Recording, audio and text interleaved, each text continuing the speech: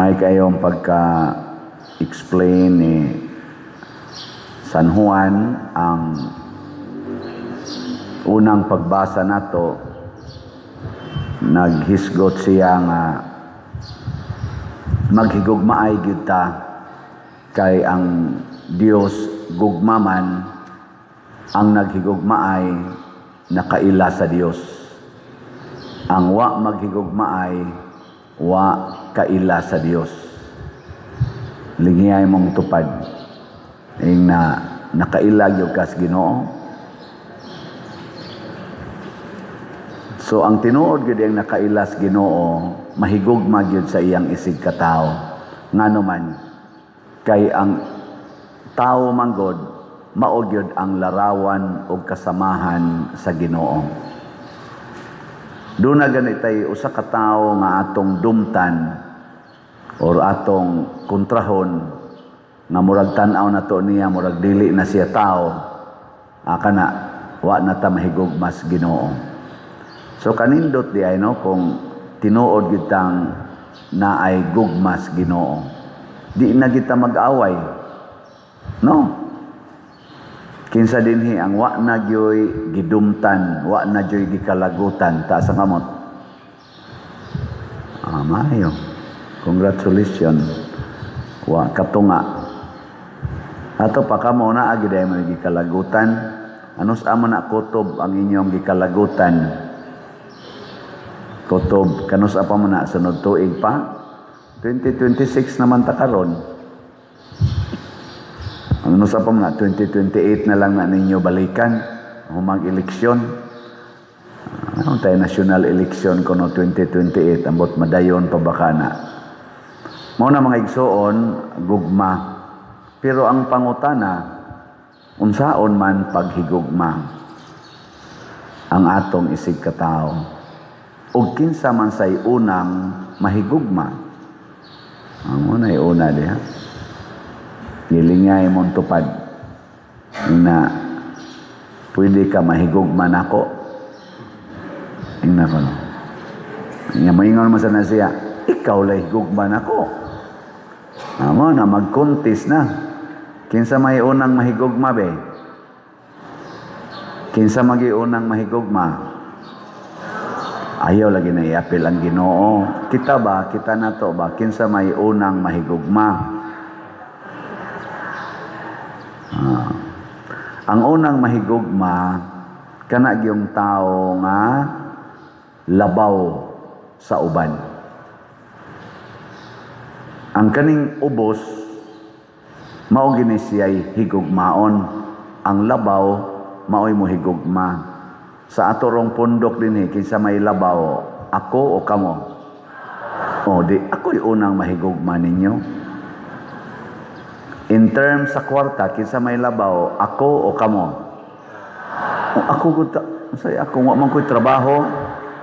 Wala ko'y trabaho naon sabi mo diha. Wa sa ko'y negosyo. So in terms of kwarta, kinsa may labaw? Kamo kay naamoy trabaho, naamoy negosyo, ako wa man. Sige ra man ko dirig misa. Og di gid mo muhog sa kolekta, pasabot wa ka nahigugma sa labing ubos, ug ang labing ubos mao ang pare. Kay way trabaho. Na siya. Nya kay di man mo muhog sa kolekta, di wa ka kailang Ginoo. Pero muhog kas kolekta, nya mo palit pa gyud kag slot. Unsa man na? Nahigugma kas Ginoo. Muna ang naas babaw mao gyud mahigugmas dias ubos. Munang pag-abot nas panahon nilang Kristo, ang una gyud nihatag og gugma si Kristo. Unsa may una niyang gihatag nga gugma? Ang pag-ayo sa mga masakiton. Ang himsog og lawas labaw gid na siya masakiton. Muna iyang gihatag ang kaayuhan. Mo to daghan kay mga tao ni kuyog ni Hesus. Libuan ka tao. Di na ko ma-imagine unsa kadaghan ang mga tao ni kuyog ni Hesus. 5,000 ang mga laki ra. Wa siya magamit og microphone, wa siya magamit og megaphone. Nagsulti siya sa mga tao nga nagpundok 5,000 kapin ka mga tao. Mabati man siya. Suga kag tingog atong Kristo mo ram din itong trumpa yan tingog. Ambot lang mingaw ba nga. Nabiya sila daplis dagat. Daplis dagat. Ang sa may mahitabos daplis dagat. Kasa-kasa man ginang mga balod. Napayhangin. Yan naa sila sa kuan, naa sila sa bungtod. Kanang bungtod suway ragod bisag magpabuto kas bungtod og kanana ang kuan kanana ang libintador ba. Mura ra nagkahoy na bali, dili na mulanog basta naa kas bungtod. Yes, Kristo gatudlo man sa dito sa bungtod. Anong mabati man siya? Tungod kay kani manggong gugma mga igsoon, makabati ni bisan gani guway tingog makabati ka. Ang mga tao manggong nikuyog niya nahigugma niya. Nya siya sad nagikuyogan nahigugma sas nikuyog niya mo na makadungog yun. Natanawa na mga maghigugma ay makadungog bago ka silang istorya. Di oy maghinunghungay ra. Nya magkasinabot sila. Usahay gani matara nila ba? Ana, makabati na sila silang mata. Kabati din mo na inyong mata. Naiisulti ang ilang mga mata. Kamo kasuway magimo sa una nga uyab-uyab sa mo sa una. Karon ay lang karon kay mga siga naman kay mong mata mo tan-aw sa mga bana. Lorat am na inyong mata. Pero sa una ba katong in love ba kay mo, di ba? Matara, kabati na. Ang uban gani hikap ras kamot. Kanang hikap sa kamot ba? Na ay mga signal diha kasuway sa kuan sa una. Antod gani karon usahay. Awa day mo signal des kamot diha eh. Kamong asawa og bana. Oy, kamong nga bugo ninyo. Naagi na. Mao na kanang nagkahigugma ay magkasinabtanay. Unya kay si Kristo nahigugma man nakasabot siya nga wa na sila'y pagkaon. Nakasabot siya nga gipanggutom na ang mga tao nga nikuyog niya kay dugay-dugay na silang kuyog. Nakaron ingon siya ato ning pakanon ang mga tao. Ingon sa iya mga apostoles nga wa sad kay mahigugmas mga tao. Unsa man silang gisulti? Papuli ana. Ana. Ingos Kristo dili oy. Kamoy mo pakaon nila. Kita mo'y mo pakita gugma nila. Kay kita biyay gikuyugan, ana. Kasi, uy, asa ko tayo may pagkaon? Di ba? Mo din na reaksyon. Mo na. Daghan pagkaon ng Pilipinas. Tubag ako. Nganong nang-abroad man ang kadaghanan nato. Kadaghanan sa mga professionals nang-abroad man. Nadaghan man dahil pagkaon ng Pilipinas. Hoy. Tungod kay way gugma. Way gugma nga gitawag natog nasudnong gugma. Kay kana manggong wa mahigugma mobiya gid na. Posible sad nga nibiya kay wa higugma. Duha ra man na kabuok dihay kuan. Di ba na may nibiya sa pamilya? Wa magkuwang ang pamilya sa pagkaon, pero nibiya sila nga naman wa sila mobati nga gihigugma. Linyay mong tupad ina nibati kang gihigugma ka dinis Pilipinas.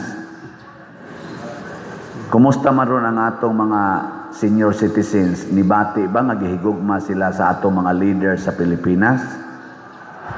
Kumusta man ang atong mga kaning mga labor force, kaning mga nangitag trabaho o nagtrabaho, nibati ba nga gihigugma sila sa mga leader sa Pilipinas?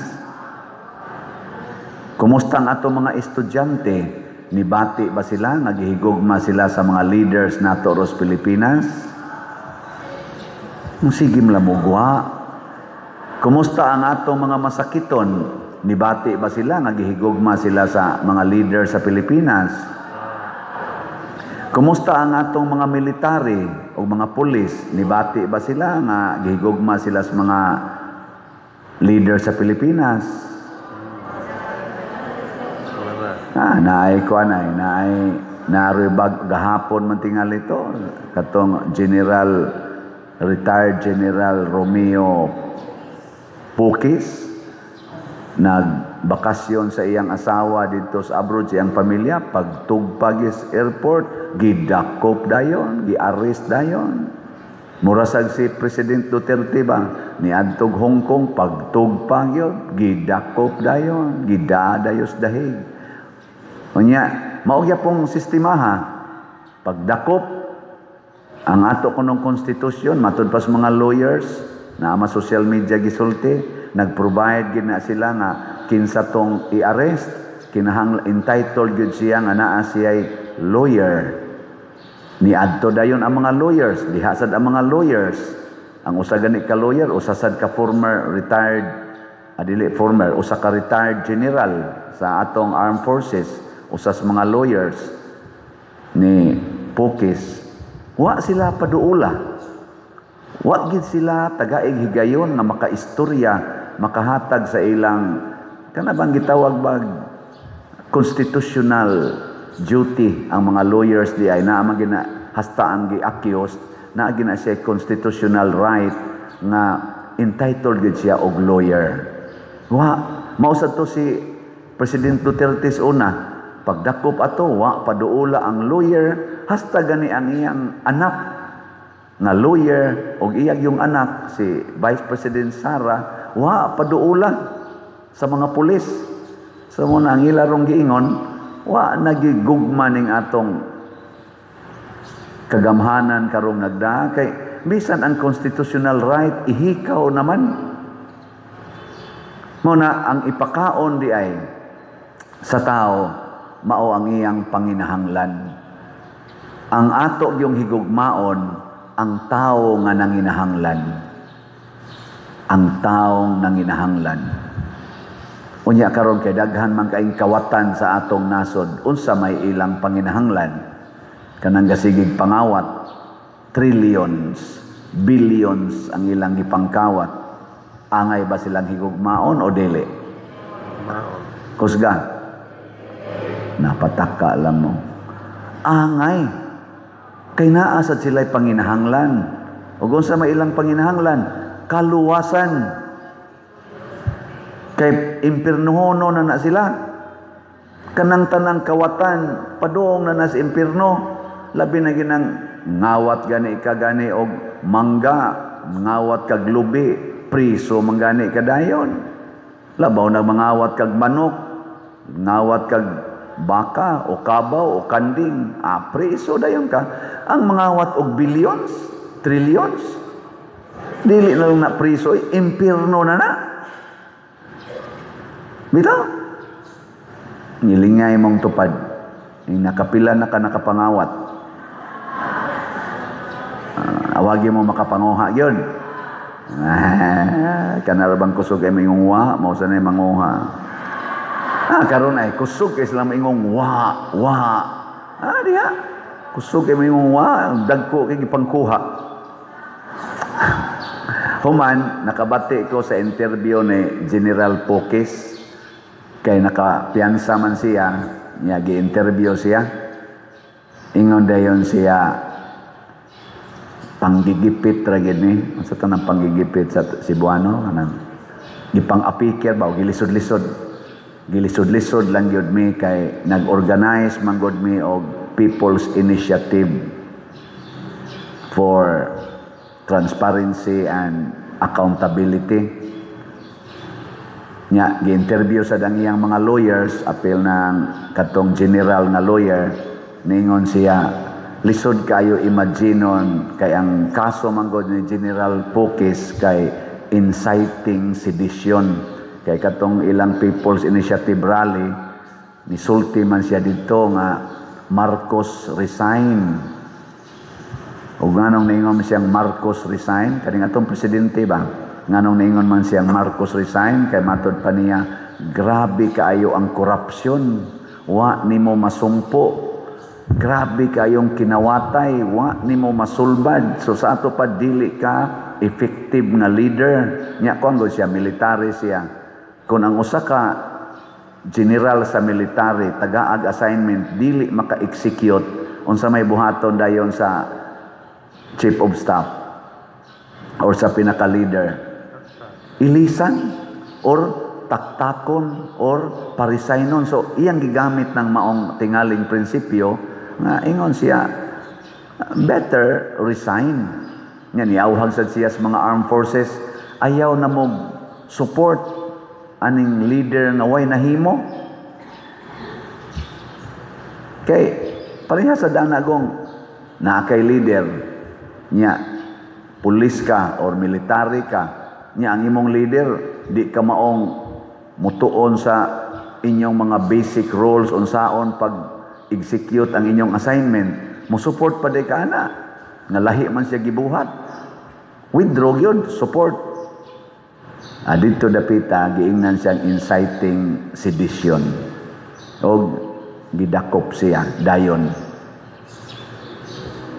ana nya matod pas mga lawyers lisod kayo i-incite ingnon nimo si Romeo Poques nga inciting sedition kay retired general siya, 30 ka tuig kapin nga nag-alagad sa atong armed forces sa tininuod nga pag-alagad nya siya mounay og incite or magdasig og rebellion sa atong nasod nga sila'y tigsumpo sa rebellion, sila'y tigprotektar sa peace and order sa atong nasod, dili oy. Iya lang tong constitutional right, freedom of expression. Iya lang gitagaan unta og pagpukaw ba kuno ang atong katawhan nga magmata na ta. Kay ni ay dagko kay kinawatay nga wap agyod masakpi ang utok sa kawat.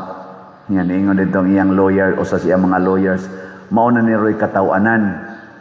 Kay kitang tanan, nahibaw nga naidagkong kwartang nawa, gikawat sa tong gobyerno, nya kinsa tong musulti nga mauni ang kawatan, mao'y mapriso. Nisulti si Diskaya, priso. Nisulti si katong Sergeant Gutisa, akaron priso.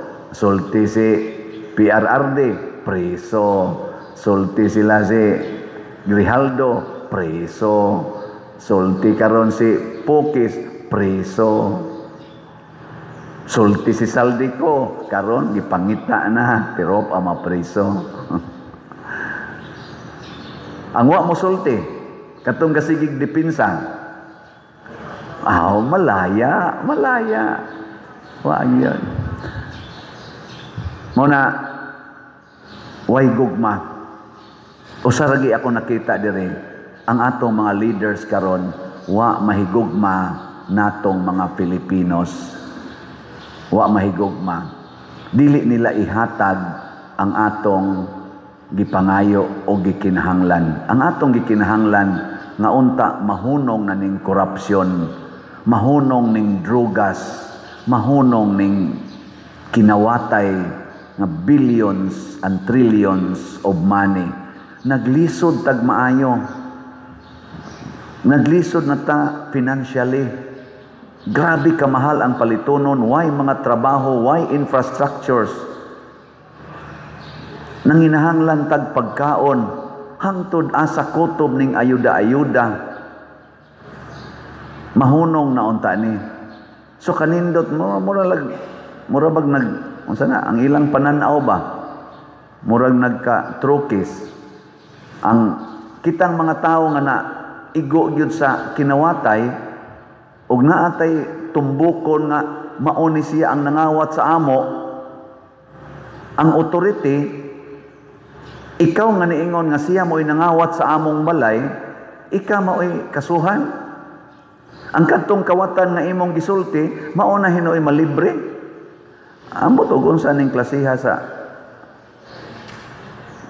sa authority.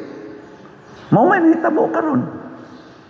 Ang naay ni presentar og mga dokumento sama anang naas kongreso si Barsaga ni presentar og dokumento, karon si Libiste ni presentar og dokumento, ama oy gilisod-lisod og maayo. Ang kadto hinong gipangtumbok nila nga mao kuno toy mga utok sa kuan, wa imbestigari. gilangan-langan, gilihis-lihis. Murabag nangayo kag pagkaon, ikaw na hinuoy gikuhaas pagkaon. Nya kadto hinuong wa gutuman, ingon ko na daghan siyang pagkaon. Ngay tako ana, mao na hinuoy gipunag pagkaon. Karon ang congressman mo giatakig maayo sa daghan kay misulti karon against corruption. Ang congressman gyud mo giatakig maayo. Gitawag na magana nila kunog mga congressman. Nya naa pagid sila karoy bonus pag break karong kuani bonus pagid sila tag 2 million. Mao na noy gipunag maayo. Matod pa gani ni Rodante Marcolita kanang senador, niingon siya, asa naman tong 17 ka mga senador nga gimension sa atong witness, senador, congressman, wa lagi to kasuhi, wa lagi to imbestigara. Unya ang napriso, niingon man tos President Bongbong Marcos na karong Christmas, adto mo mag-Christmas kamong mga kawatan, adto mo mag-Christmas sa bilangguan. Wa may nabay kawatan nga nakuan. Priso. Naa di ay. Mao na.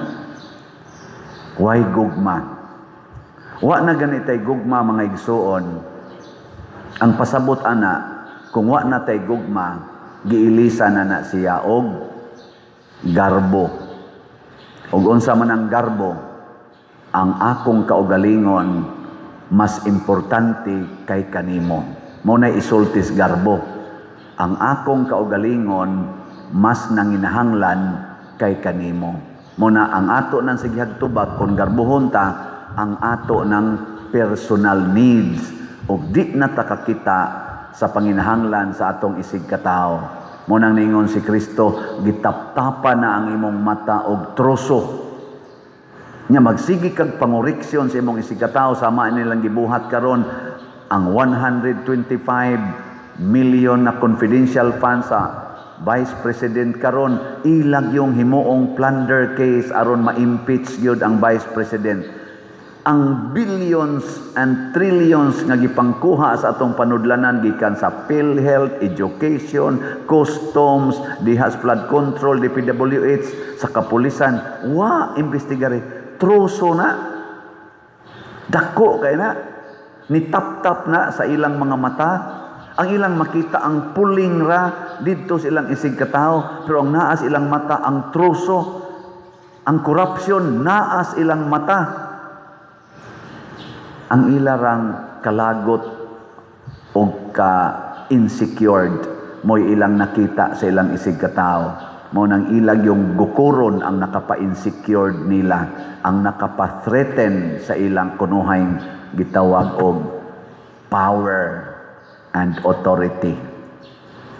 Mao ni siya ang problema karon. Si Kristo nagpakita nga ang iyang authority ug ang iyang gahom para gyud sa iyang isig katao. Lingi ay mong tupad. Inakanang kwarta nimo para ako na. Inakana rong imong kwarta diha ba para ako na. Sige, isulti. Oy mga parishioners, online o territorial, ako lang gini isulti ninyo for transparency's sake. Akong gi-blowoutan ang atong staff dinhi sa atong parokya gabi ni adto Miss Vikings. Eat all you can. Reklamo mo? Premyo to nila nga buutan sa kato mga staff musugot lang og 4 days allowance unya 7 days trabaho. Ana no? So ako silang kuanan dito, ako silang gi-blowoutan kusuga mga on. I know nasa ginagmay na og kaon. Sila padiroy, sana all. Hasta dito mga crew dito. Ala padiri mo din yung mga staff di parokya. Kadaghan ko dani. Nganong daghan makini sila padiroy. Sa may gibuhat ani nako. Nagkuhan. Lingkod-lingkod. Masa may gibuhat. Dako di kina imong parokya pa din. Nako adto alang. Nganong daghan man kayo ni. Nako, mao lang. Adto alang adto. Basta gipakaon ko ni sila. sus, balik-balik, paspas kayong balik. So, nalipay sila. May nila na once a year, Nya, kay paghuman ato, nangaluya naman, dali naman sa kayong naluya, labi ng ato mga tiwasunon, awa na, loyan. Dali kayong naluya. Inako, saon ka ni sila nga madasig. No, kani manggong mahigugma ta sa ato bang isig katao ba, maghuna-huna tag, unsa pag yung makapalipay. Mo to paghuman na nilag kaon, nagdugab-dugab na dito, ko mangadto ta sa mall, panguha mo dito og mga items basta di lang mulapas og 500 pesos kamong tanan. Sus, nagpanon mi dito, tagaghana lagi. Nakuyawan gud ang mga sales girl sa SM department store kay abig mga striker mi mga kawatan kay ibaw biyakas mga naong namo maguwang lagjutay mga snatcher. Pero lingaw kay nga to, nalingaw sad sila dito, pastang gubuta lagi, nindot kayo. Nanguli mi nga malipayon, pero doon nag-iusa nga, sige siyag pangita, usa ka seminarista nga ni aron nato, pariono na rabani. Sige siyag pangita, kami sad nalimot sad mi niya. Og ang nahitabo, nanguli nami. Og una pa siya ni text, asa naman mo? Og wa siya kapalit kay gadana sa siyang item, wa siya kwarta ningon siya bayaran siya, wa na to nas padelsiano. Nako kaning seminarista ba usahay mahimo yung karniro na wala. Unya kami sad nga na-enjoy na kay sa among gibuhat, nalimot nami sa nawala. Nang lakaw rami, wa nami maghuna-huna niya. Nauli siya dinhi nga way dala. Nay premiums na wala. Pero nalingaw lang sad ko nga nalipay ang ato mga staff. Kay kahibaw ko nining tuig 2026 daghan na sad mig kasakit. Trabaho to the max na sad ni siya. Di na may mag-expect og naa pa may mga allowances na kumpleto. Basta trabaho na mo ang 2026 with your guidance. So badlunga mi kung naamoy nakita nga di maayo sa atong mga staff dinhi ug among binuhatan, badlunga gid mi kay kamo mao'y naghatag namong pagkaon, amo sang ibalik ninyo ang serbisyo to the max. Ako'y inyong gipiyalan nga mo control dinhi sa atong mga pagkaon, paningkamutan sad nako nga ikahatag yod ang panginahanglan. Magtinabangay ta ana nya hinaut unta mutakod ni ngadto sa atong ubang mga leader sa simbahan man or sa gobyerno, tagaan ginatog pagtagad ang panginahanglan sa kadaghanan, dili ang atong individual nga panginahanglan.